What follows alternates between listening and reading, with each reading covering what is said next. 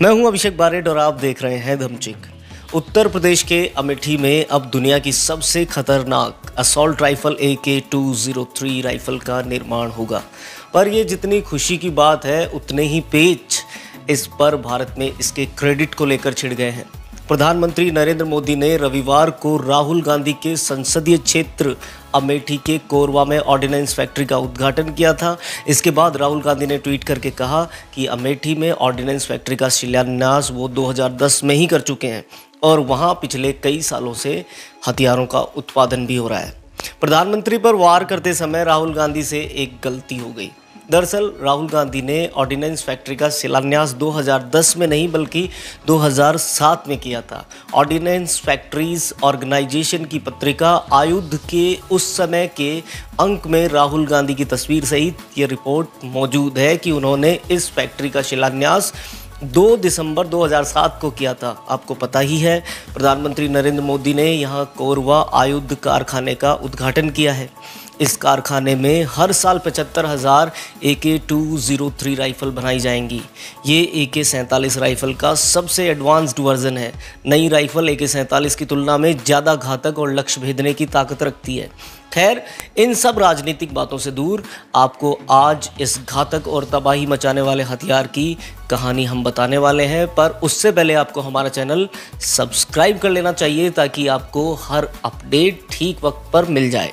कहानी सुनने के बाद आप सीधे हमारी वेबसाइट www.dhamchik.com पर जाकर हमारी सारी खबरें भी पढ़ लीजिएगा जो हम आपके लिए रोज लाते हैं। दरअसल राहुल गांधी और मोदी जी के इस छिड़े विवाद से मिखाइल क्लैशनिकोव नाम का एक धमचिक शख्स जो है वो सुर्खियों में आ गया है। जी हाँ, मिखाइल क्लैशनिकोव जिन्होंने AK-47 राइफल बनाई थी। इस राइफल का पूरा नाम ही ऑटोमेटिक क्लैशनिकोव 1947 है। क्लैशनिकोव का जन्म एक बेहद गरीब परिवार में हुआ था और इनके पिता की 19 संतानें थीं, जिनमें से मिखाइल तिमोफेविक क्लैशनिकोव 17वीं संतान थे। पूरी दुनिया इन्हें क्लैशनिकोव नाम से ही जानती है। मिखाइल क्लैशनिकोव का जन्म 10 नवंबर 1919 को हुआ था। भारत में इस वर्ष जनरल डायर ने जलियांवाला बाग हत्याकांड किया था और अगर इसे और रिलेट करें तो जनरल डायर को मारने वाले शहीद उधम सिंह पर बन रही फिल्म में विक्की कौशल उनका किरदार निभाएंगे। खैर, ये सब आपके सामने ये दिखाने का प्रयास था कि धमचिक वाले इतिहास को ठीक ढंग से बता सकते हैं। समय जाया नहीं करते हुए आपको ये बताते हैं कि गरीबी से जूझ रहे परिवार में 6 साल के नन्हे मिखाइल क्लैशनिकोव कई संक्रमणों से घिर गए और डॉक्टरों ने भी ये उम्मीद छोड़ दी थी कि वो बच पाएंगे। पर इस नन्हे बच्चे को आगे चलकर आज की दुनिया में सबसे बर्बर राइफल का आविष्कार करना था। शायद ये बच्चा इसलिए बच गया। क्लैशनिकोव को बचपन से ही मशीनों से गहरा प्यार था। वो किसी भी मशीन की फंक्शनिंग को जानने के लिए एक हद तक बेताब हो जाया करते थे। धीरे धीरे ये ललक उस स्तर तक बढ़ गई कि सन 1938 में उन्होंने रूस की रेड आर्मी में नौकरी ज्वाइन कर ली। हालांकि उनका कद बेहद सामान्य था, इसलिए उन्हें चुना नहीं जा सकता था, लेकिन उनके मशीनों के लिए इसी लगाव ने उन्हें सेना में जगह दिलाई। उन्हें सेना में एनिमी लोकेशन मॉनिटरिंग करने वाले मशीनों के कंट्रोलर के तौर पर रखा गया था। मशीनों के लिए अद्भुत लगाव और समर्पण के चलते उन्हें कई जाने माने पुरस्कार भी दिए गए। क्लैशनिकोव के AK-47 बनाने के पीछे जो किस्सा है वो भी इतना ही धमचिक है और रोचक है। दरअसल दूसरे विश्व युद्ध के दौरान टैंक कमांड करते वक्त क्लैशनिकोव जख्मी हो गए थे, जिसके बाद उन्हें इलाज के लिए अस्पताल ले जाया गया। जब उनका इलाज चल रहा था तो वहाँ कुछ सैनिक भी मौजूद थे। वहाँ खड़े सैनिक सोवियत हथियारों की बुराई कर रहे थे, जिसे सुनकर मिखाइल क्लैशनिकोव ने खुद को और सोवियत सेना को अपमानित महसूस किया और उसके बाद इस अपमान ने दुनिया के सबसे बर्बर हथियार की संकल्पना को जन्म दिया और एक नए हथियार ने जन्म लिया जिसको पूरी दुनिया AK-47 के नाम से जानती है। दरअसल क्लैशनिकोव ने उस अपमान के बाद मन बना लिया था कि वो रूस के सैनिकों के लिए ऐसे हथियार बनाएंगे जो दुनिया में उनके देश की टेक्नोलॉजी और गर्व का प्रतीक होंगे, जिन पर देश के लिए गर्व महसूस किया जा सके। कड़ी मेहनत और समर्पण काम आया और कुछ सालों बाद ही उन्होंने AK-47 यानी कि AK-47 राइफ़ल बना डाली। इस राइफ़ल में उन सब खूबियों को डाला गया जो इससे पहले किसी भी गन में नहीं थी। इसे रूसी सैनिकों की समस्याओं को ध्यान में रखते हुए डिज़ाइन किया गया था। रूसी सीमाओं पर पड़ने वाली ठंड इतनी भीषण होती है कि जिसके कारण सैनिक जो होते हैं उनको मोटे दस्ताने पहनकर राइफ़ल चलानी होती थी और जिसके चलते उन्हें बंदूक चलाने में परेशानी पेश आती थी। कई बार तो ऐसा भी होता था कि निशाना जो है वो सही जगह नहीं लग पाता था और राइफ़ल का ट्रिगर जो है वो भी नहीं दबता था। यही कारण है कि AK-47 सीरीज़ की बंदूकों में ऐसी कई खूबियां हैं जिससे इसे बिना ट्रेनिंग के भी चलाया जा सकता है। रूसी सेना के जनरल पद पर रह चुके क्लैशनिकोव एक आविष्कारक भी थे।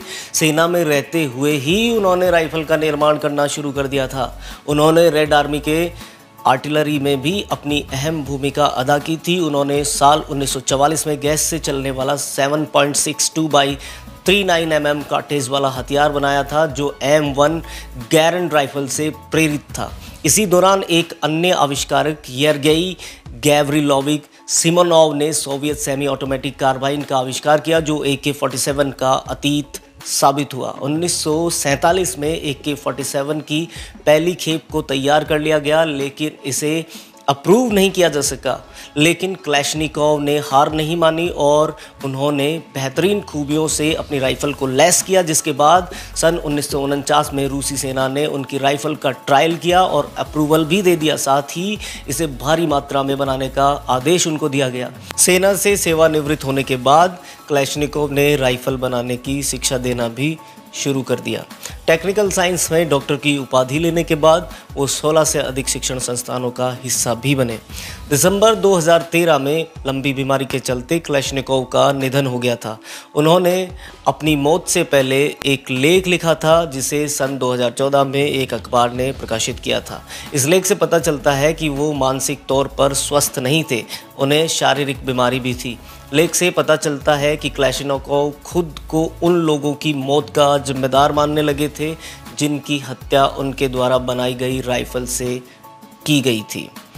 उनके द्वारा बनाई गई AK-47 को सबसे ज़्यादा तालिबान ने अफ़गानिस्तान में आतंक फैलाने के लिए इस्तेमाल किया था, जिससे वो काफ़ी हद तक परेशान हो गए थे और उन्होंने एक बयान में इसे लेकर अफसोस भी जताया था। अब इस गन की खास बातें जो आपको हैरान करने के लिए काफ़ी हैं। ये वेपन दो तरह का है, पहला ऑटोमेटिक और दूसरा सेमी ऑटोमेटिक। ऑटोमेटिक गन में एक बार ट्रिगर दबाने पर सारी गोलियां एक साथ निकलती हैं, जबकि सेमी ऑटोमेटिक में एक बार फायर करने पर एक ही गोली निकलती है। ऑटोमेटिक क्लैशनिकोव 47 गन में एक सेकंड में 10 गोलियां एक साथ चलती है। नए गन में ये और ज़्यादा एडवांस्ड हो गई है।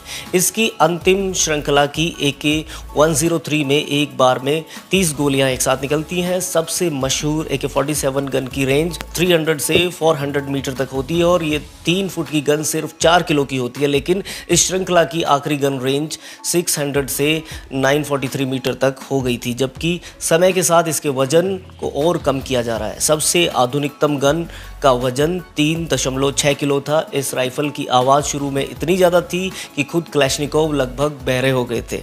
बाद में इसमें फेरबदल कर इसको और ज़्यादा साइलेंट किया गया। हमारी कहानी शायद आपको पसंद आई होगी और रोचक लगी होगी।